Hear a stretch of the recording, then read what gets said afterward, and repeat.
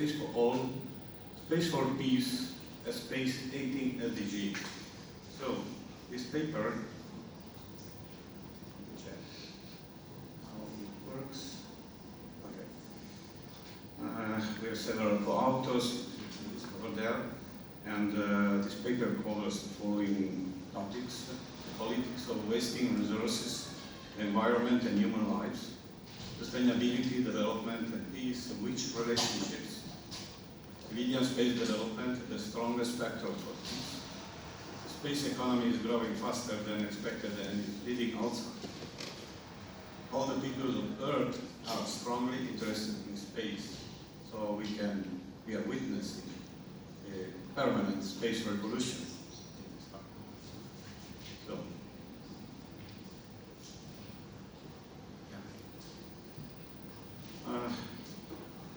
due to poor management of municipal solid waste on a global scale,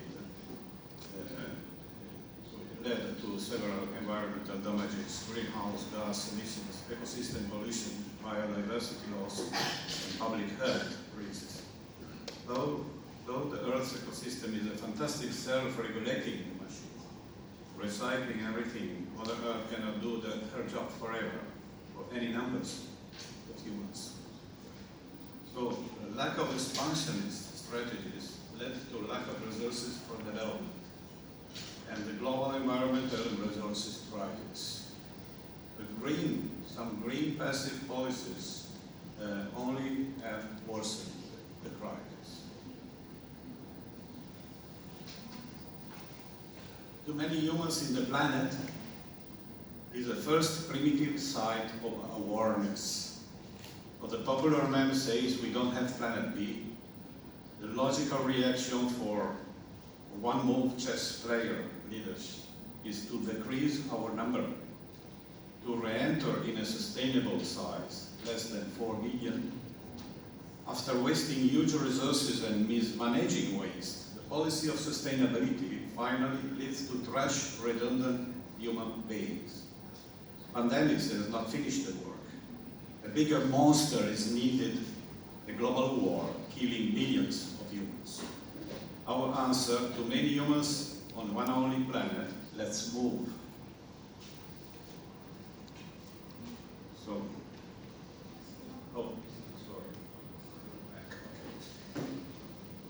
having a look to the global military expense versus space spending, it's a shamefully balanced. The world spends 2.5 trillion a year for weapon systems and just 100 billion a year for space development. Expense for life is less than 5% of the expense for debt. So these are some graphic representation of this thing that I'm saying. The world is in war. We have now 120 wars and local conflicts that are going on planet Earth due to a complex mix of contingent geopolitical, ethnic, religious, political, economic, and environmental factors that have deep historical roots. Yet an awful escalation characterizes the last 24 years. Traditional and new resource wars are increasing for the hoarding of oil, rare earths, water, and lands. The true reason of the escalation, the syndrome of the closed world, is fueling conflicts. Okay.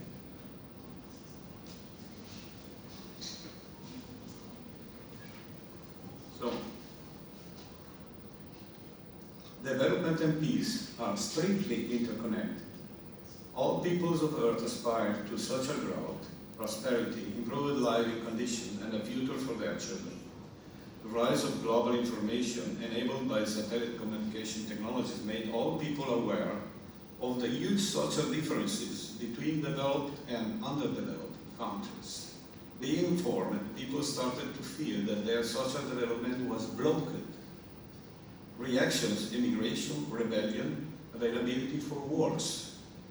The absurd hope to achieve development through violence to the detriment of some other nations. Industrialized societies have failed to help poor countries. Industrialization. the clear sample is Afghanistan. Any tentative to seek democracy in the absence of an industrial economy has been demonstrated totally ineffective. Democracy and the industrial economy are connected and interdependent. The importance of industrial society was not truly understood yet. General willingness to trash important industrial segments is rising everywhere. An immature method of reacting to problems by applying the opposite behavior in a permanent emergency management. The Western countries operated in Afghanistan on at least two wrong concepts. Democracy can be exported and imposed by weapons. And the poor countries should be educated to become consumers, but not producers of industrial goods. A greedy fear of new competitors is also in the background. Lack of industrial society is the main reason that makes people available to war ventures and to follow despotic tyrants. Helping pre-industrial countries developing an industrial society is the only way to contribute to the establishment of long-lasting democracy and peace worldwide. Multiplying industrial producers will lead to a larger market and more business opportunities for everybody. The social escalator will work again.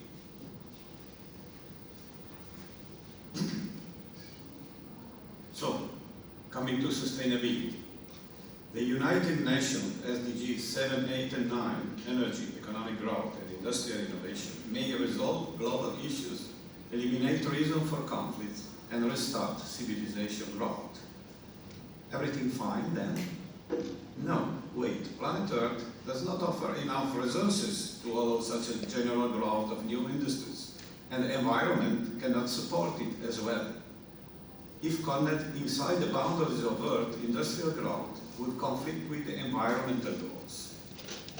Furthermore, restarting growth within the limits of Earth immediately drives to conflicts, now dramatically leading to a global war, to grab the scarce resources remaining on our mother planet, to resolve the equation of peaceful, sustainable development for 8 billion citizens.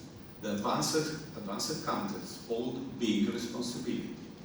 Not only do they have the moral duty and the full convenience to help the emerging countries to develop an industrial society, advanced countries also have a huge responsibility to help developing countries building a space industry and to facilitate their evolution into spacefaring countries, offering opportunities to join the incoming cislunar economy and to develop the key factors of civilian expansion into outer space, reusable,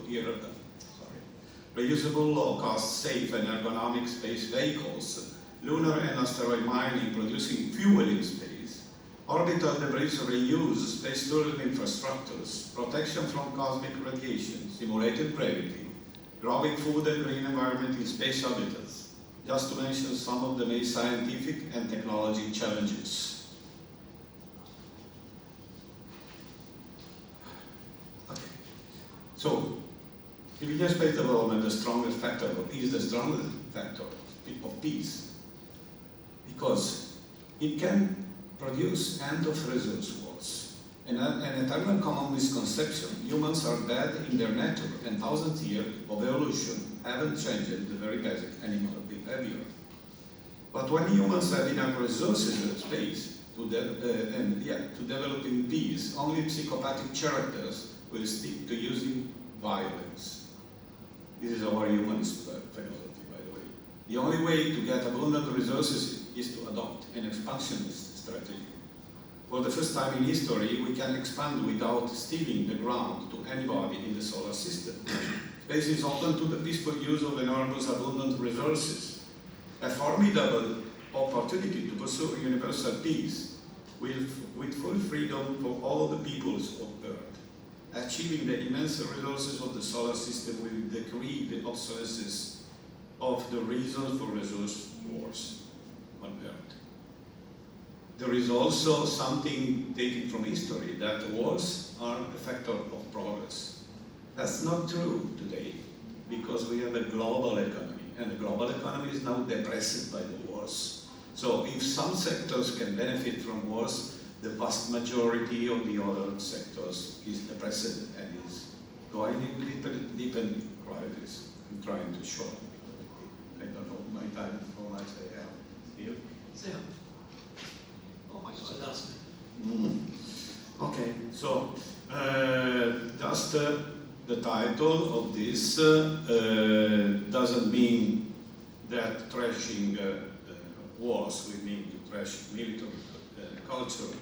Military culture is very useful in many cases in humanitarian crisis and many other things that can be usefully conserved. Okay, so overview effect. What do we have? Frank White talked about the overview effect. This is the impression got by the astronauts when they see Earth from space, that there are no borders seen from space, and all the astronauts that have traveled on the space station talk about a change of their perception of the world and of humanity. They saw humanity as a united ensemble of beings fighting, crazily fighting on a small world. Now, what will we have when we start living on the moon, living in the Lagrange points and so on? I think about the overview effect 2.0. They will not be available to fight, I think. Okay, so I'm going to a quick conclusion. Collaboration in space is a long history, positive history of friendship among astronauts and cosmonauts and taikonauts. No, not yet taikonauts, because they have different space stations, however, between Western American, basically, and Russian. It's 50 years collaboration and friendship on the Mir before and the Apollo-Soyuz appointment and so on to the space station now, where they continue to collaborate even if there is the war, that horrible war in Ukraine. Okay, so these are so all people of the world are strongly interested in space. That is demonstrated by the number of countries that are every year asked to join COPOS, the Committee for the Pacific Use of Outer Space. So there are many countries that don't have a space agency yet, but they want to be in the space race, the adventure, enterprising in space. This is a kind of permanent space revolution that we have, I say we, I attend the Space Renaissance International. We are observer at COPOS. We are working on this concept. We are helping, trying to help the emerging countries and not yet spacefaring countries to join the space community and start working and have their building capacity and so on. Okay, well, yeah, I conclude with this quotation of Amartya Sen, Nobel 1998 for economy, who said that fair sharing benefits of space is critically important. Well, we are somehow interpreting his words. His words were in favor of a globalization concept. And Sam said that the question is not just whether the poor too gain something from globalization, but whether they get a fair share and fair opportunity. So we say that not yet spacefaring peoples must not be eternally kept in a position to beg for the crumbs that fall from the table of the rich, but they must be offered real opportunities for social growth and development. Okay, so we are working for filling the empty hole that is now on the 18th place, putting a civilian space development 18 goal for that. That's all. Thank you very much.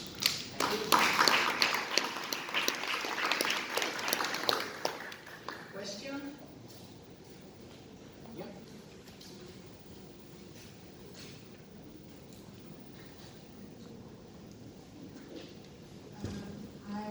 I just wanted to ask, how do we bridge the gap that is created when developing countries continue to develop at the rate that they do, while developed countries continue to develop, while developing countries suffer the environmental, economic, social consequences of that development. I feel like developing countries, there's a gentleman that spoke about global regulation of space agencies. I feel like it's very narrow-minded to try and impose regulations that are general, whereas these different countries are experiencing completely different conditions. I don't think that it's fair.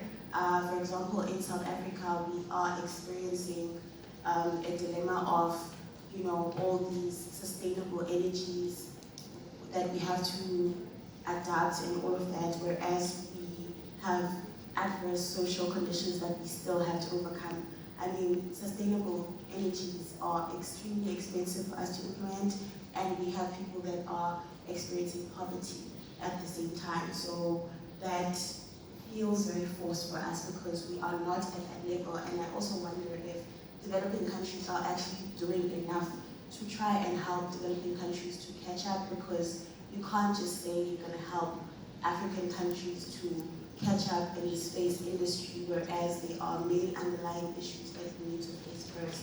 So I'm not really sure if it's actually helping.